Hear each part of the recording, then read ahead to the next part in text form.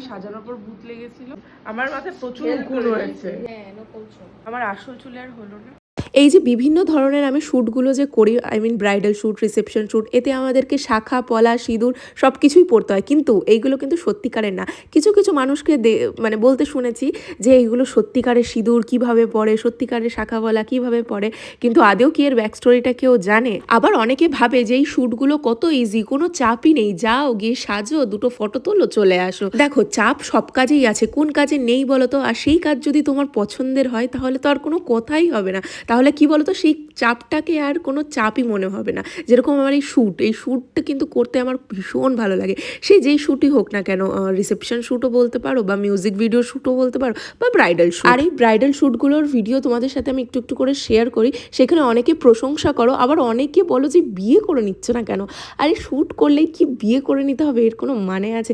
আর ওইখানে কি আমি একা মডেল থাকি? ওখানে আরও অনেকে মডেল থাকে। আর এই যে তোমাদের সব এই কিউরিওসিটিগুলো, এগুলো তোমাদেরকে এই ভিডিওতে আমি শেয়ার করব আজকে। এরকম ভিডিও আমি আগে কখনোই শেয়ার করিনি, তবে কি মনে হলো চলো একটু শেয়ার করি। আজকের লোকেশন ছিল আমার হালিশহর পুনমদির বাড়িতে। দি কেমন আছো? ভালো আছি, তুমি কেমন আছো? খুব ভালো আছি। তোমার ওই পায়ের ব্যথাটা সেরেছে? হ্যাঁ, অনেক অনেক এখন 20% আছে। আর তোমাকে দেখেও মনে হচ্ছে খুব ফ্রেশ। তাই এটা আর থাকাই তো ভালো। হ্যাঁ, আজকে কি মানে স্টুডেন্ট মডেল? না, আজকে তুমি আমার মডেল, হ্যাঁ। এইটা একটা মডেল, তুমি একটা মডেল, আর ওরা হচ্ছে পার্সোনাল শুট করছে। ও পার্সোনাল শুট। হ্যাঁ। ঠিক আছে, কি লুক ক্রিয়েট করবে বলো? আজকে আমি বুঝতে পারছি না, কারণ দুবার তো দুটো লুক তো হয়ে গেছে, একটা ব্রাইডাল হয়ে গেছে, একটা রিসেপশন হয়ে গেছে। এবার আজকে আমি ভাবছি ঠিক ব্রাইডাল রিসেপশন মিশিয়ে একটা যে লুক হয়, হ্যাঁ হ্যাঁ ওটা করব। Open hair. আচ্ছা, হ্যাঁ হ্যাঁ হ্যাঁ, ওরকম লুক আমি কোনোদিন করিনি। হ্যাঁ হ্যাঁ, সাবিকির মধ্যে। সাবিকির মধ্যে ভালো লাগবে। হেভি লাগবে। ঠিক আছে, চলো। এদিকে একটু ধরো, সুন্দর লাগছে। হয়ে গেছে, এখন আমাকে সাথে দেখি, খুব সুন্দর লাগছে। কলকাটাও মুখে মানিয়েছে।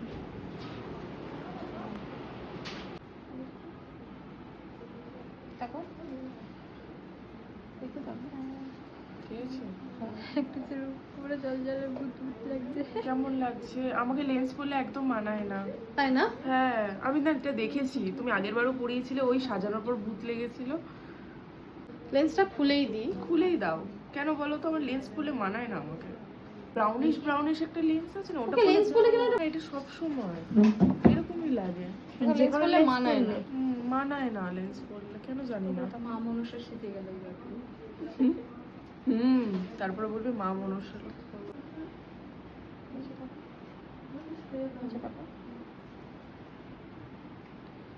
এই কালারটা তো জ্বলছে না? খচ খচ খচ খচ।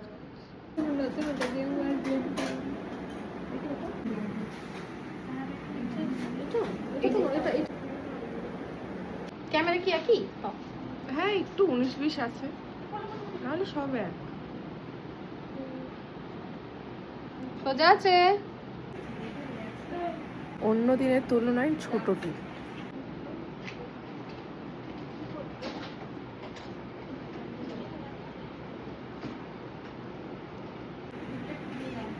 Dot dot dot dot.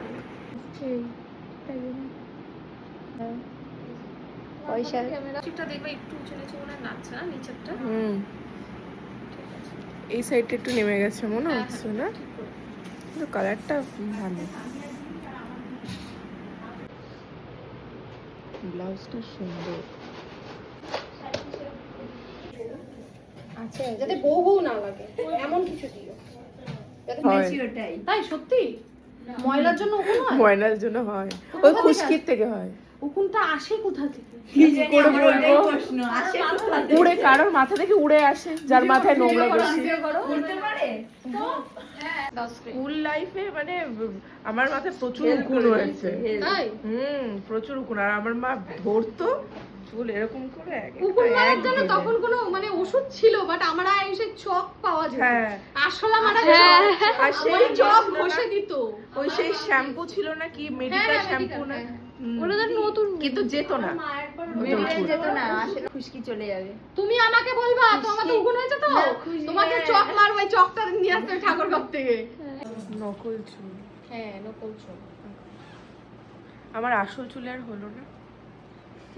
প্রচুর বড় চুল আছে তোমার। আমি এরকম ভাবে রোজ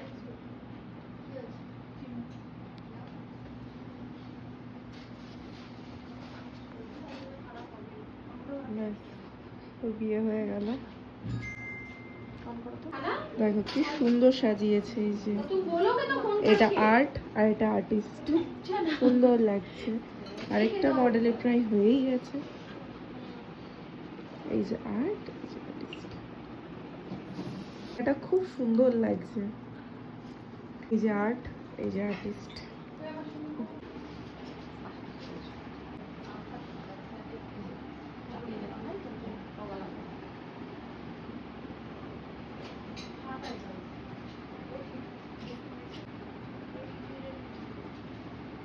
এগিয়ে আসো।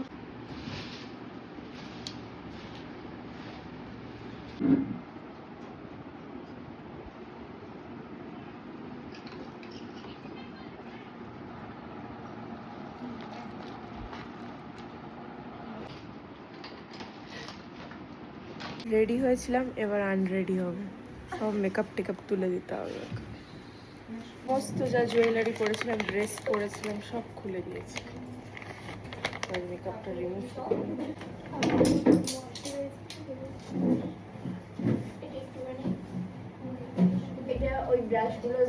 ব্যাস এই যে শেষ, এবার যাব বাড়ি, কিন্তু তার আগে যাব কাঁচরাপাড়ায়। এই শ্যুটগুলো কেমন বলো তো, দুর্গাপুজোর মতন। যেরকম দুর্গাপুজোর 4-5 দিন থাকে, সেরকম এই মেকআপ করার পরে ঠিক 40 থেকে 45 মিনিট থাকে শুধুমাত্র ফটো তোলার জন্য। ব্যাস এই যে বেরিয়ে পড়লাম এবার কাঁচরাপাড়ার উদ্দেশ্যে। ওখানে একটা ছোট্ট কাজ আছে, সেটা মিটিয়ে আর কি বাড়ি যাব।